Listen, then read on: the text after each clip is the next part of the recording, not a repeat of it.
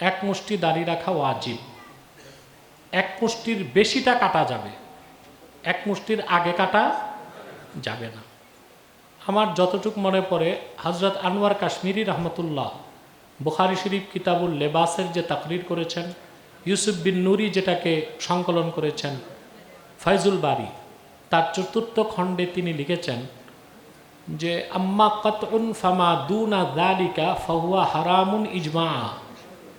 এক মুষ্টির চোখ কম দাড়ি রাখা, এক মুষ্টির কম দাড়ি রাখা হারাম, এটা ইজমা। এটা কি? ইজমা। অতএব এক মুষ্টির পর কাটা যাবে, এক মুষ্টির পর কাটা যাবে।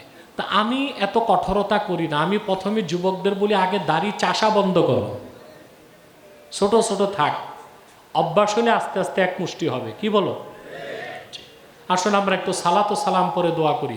সাল্লাল্লাহু